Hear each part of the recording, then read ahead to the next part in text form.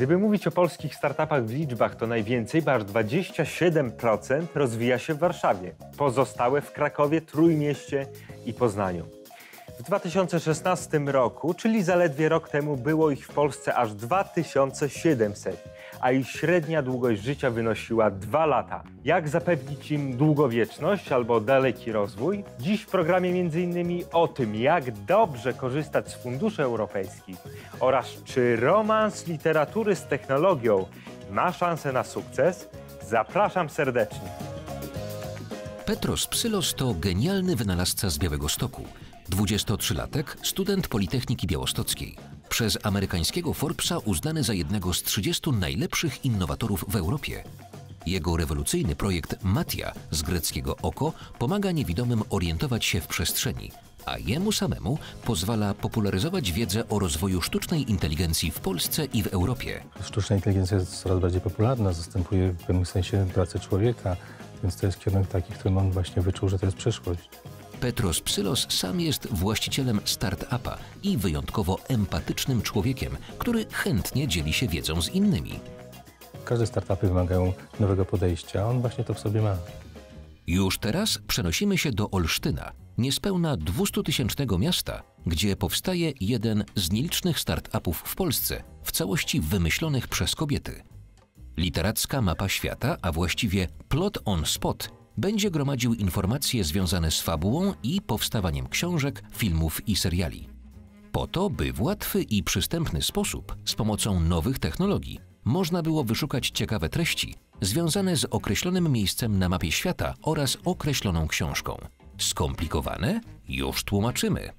Literacka mapa świata. Co to jest za pomysł? To pomysł, który narodził się z naszej pasji, z pasji do literatury, ale też do podróżowania, na portal, który będzie łączył te dwie cechy. Chcemy napełnić przestrzeń treścią, czyli osadzić miejsca znane z fabuł w realnych destynacjach. Czyli tworzycie pewną taką sferę przestrzeni wirtualnej połączonej z rzeczywistą, takie rozszerzenie rzeczywistości. Mapy Google'a, które tak naprawdę oddają całą rzeczywistość.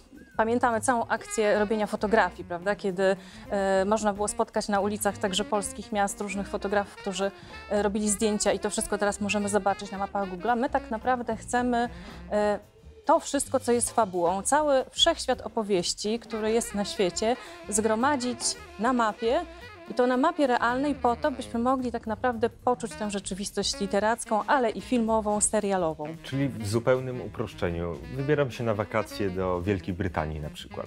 Zabieram ze sobą aplikację, telefon komórkowy z łączem internetowym i na aplikacji wyświetlają się pozycje na przykład książkowe albo pozycje filmowe skojarzone z miejscem, do którego udaje się. Jakie książki, jakie dzieła kultury, jakie filmy mnie otaczają, w jakiej odległości. Równie dobrze możesz planować wakacje już na parę miesięcy przed i szukać intrygujących, zupełnie innych miejsc do odwiedzenia niż te znane doskonale z przewodników. Także możesz w ten sposób zaplanować sobie trasę na przykład. Bez pasji i miłości do literatury projekt już na starcie nie miałby szansy na powodzenie. Tak naprawdę moja przygoda z książkami zaczęła się w dzieciństwie za sprawą pewnego sąsiada, tajemniczego jegomościa, który dom miał wypełniony książkami i to on w zasadzie zaraził mnie czytaniem. To miejsce, w którym jesteśmy teraz, to jest też takie wyjątkowe dla mnie miejsce. Kiedy przyjeżdżałam do Olsztyna, będąc dzieckiem jeszcze, to zawsze tutaj kierowałam swoje pierwsze kroki i to była taka moja wymarzona księgarnia, taka niesamowita przestrzeń, w której wszystko mogło się zdarzyć. Książki rzeczywiście są bardzo mocno obecne w moim życiu. Mój mąż jest pisarzem. Rzeczywiście wszystko tak naprawdę od wielu, wielu lat wokół tych książek się kręci. W trakcie prowadzenia kawiarni z księgarnią narodził się pomysł literackiej mapy świata.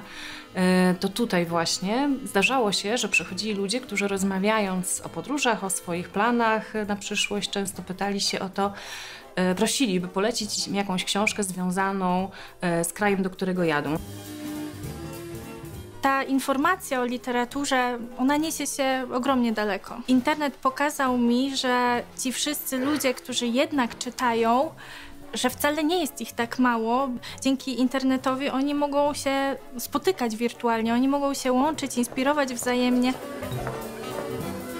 Startupy bardzo często upadają ze względu na to, że nie ma faktycznego rozwiązania jakiegoś twardego problemu i ludzie najpierw skupiają się na tym, żeby coś zbudować, a dopiero później szukają grupy docelowej. One same są swoją grupą docelową, co powoduje, że trochę lepiej ją rozumieją, trochę łatwiej im rozmawiać z osobami, które interesują się, czy są pasjonatami książek czy literatury. Bardzo mało dziewczyn zakłada startupy. Trochę jest to ze względu na to, że jest mało kobiet ogólnie w technologii. Staramy się to bardzo mocno zmienić. Jest bardzo wiele programów motywujących, ale u dziewczyn jest to też unikalne, że one właśnie do tej technologii same chciały wejść i chciały się nauczyć, jak technologia może zmienić ich świat literatury.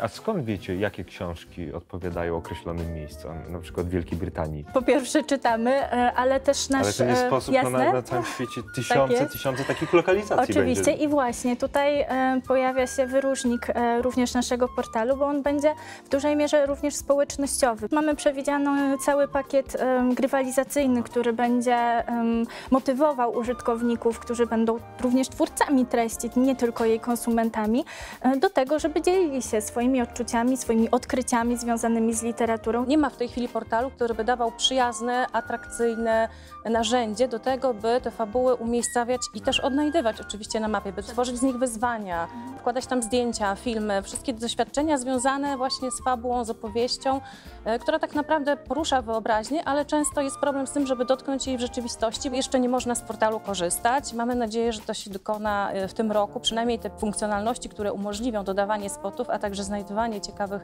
miejsc związanych właśnie z fabułą na mapie, że to już będzie możliwe. Pozyskaliśmy fundusze w ramach programu operacyjnego na rozwój startupów w Polsce Wschodniej. My jesteśmy akurat z Olsztyna, podlegamy pod, można powiedzieć, Olsztyński Park Naukowo-Technologiczny, który w tym pierwszym etapie, w pierwszych miesiącach tego roku zagwarantował nam nie pieniądze, ale przekładalne na pieniądze usługi, czyli mieliśmy lokal z wyposażeniem. Mogliśmy tam się spotykać z zespołem, programować, no też robić burzę mózgów. Na pewno będę waszym pierwszym użytkownikiem. Gratuluję wspaniałego pomysłu. Widzimy się pewnie za jakiś czas na literackim szlaku. Dziękuję bardzo. W programie już teraz w gronie ekspertów ocenimy potencjalne szanse projektu na powodzenie. Czy Plot on Spot ma szansę na sukces? Też mam swój startup. Mój startup jest z branży IT, trochę prostszej w komercjalizacji. Ten startup jest startupem typowo humanistycznym. Pierwsze wrażenie, pierwsze nasze odczucia to są takie, że humaniści są osobami bardzo wyalienowanymi, nie znającymi się na biznesie. Czy według was takiego typu koncepcje mają komercyjne szanse? Ja myślę, że humaniści mogą to samo powiedzieć o informatykach. No, nie sądzę. Ale jeśli mówimy o łączeniu humanistyki z technologiami, to jak najbardziej. Jest to możliwe, wręcz powiedziałbym, że teraz jest bardzo silny trend łączący te dwie rzeczy, ponieważ bardzo mocno poszliśmy już w kierunku technologicznych rozwiązań, które są czasami wręcz odczłowieczone i te wszystkie nauki humanistyczne bardzo mocno wracają do łaski, do biznesu. Czy według was ma ten projekt szansę na sukces? Jest idea, która jest bardzo istotna na samym początku, ale kluczowym czynnikiem jest egzekucja, czyli wykonanie tego pomysłu. Mamy pomysł, który jest jakby nie oparty o nową technologię, natomiast to nie jest barierą, czyli żeby się znalazł ktoś, kto będzie chciał na samym końcu tego łańcucha zapłacić za to i używać tego rozwiązania, tej aplikacji. Pomysł bardzo fajnie łączy świat wirtualny z światem literackim i z takim rzeczywistym. Znaczy za pomocą aplikacji możemy zobaczyć rzeczywiście miejsca i się o nich dowiedzieć coś poprzez literaturę. Rzeczywistość. I to jest bardzo, bardzo fajny pomysł. Natomiast na pewno jakby trzeba to obudować jakimś modelem biznesowym. To, co Łukasz powiedział, kto ma być klientem, kto ma za to zapłacić, kto ma być użytkownikiem, bo niekoniecznie ta osoba, która będzie za to płaciła, to musi być też użytkownik. Inwestowanie pieniędzy w technologię, w rozwój i tych punktów, i opisów, i jakby karmienie tego całego systemu, który będzie tworzony informacjami, będzie kosztował i na samym końcu trzeba wiedzieć, kto będzie odbiorcą tych informacji.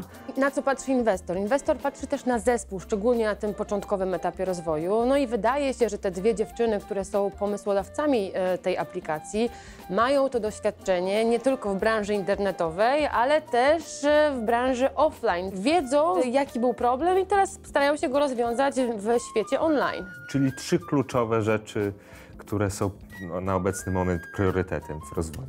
no na pewno one muszą dokończyć ten projekt, bo jeszcze nie widzieliśmy finalnej wersji i niech zderzą to z rynkiem i zobaczyć, czy ktoś za to będzie chciał zapłacić. No, 2, pomyśleć o jakiejś kampanii marketingowej, bo muszą dojść do potencjalnych odbiorców tego rozwiązania. Może pomyślą o jakichś ambasadorach swoich produktów, kogoś, kto zachęca i do czytania, i do korzystania z aplikacji mobilnej. No i 3. rzecz, myślę, że muszą pomyśleć o zapewnieniu sobie kolejnej rundy finansowania, żeby móc ten projekt dalej rozwijać, no i wtedy zapraszamy do nas. Jeśli masz własny pomysł na startup, ale brak Ci doświadczenia w jego uruchomieniu, napisz do nas, a chętnie Ci pomożemy. W końcu każdy kiedyś zaczynał. Zapraszamy za tydzień.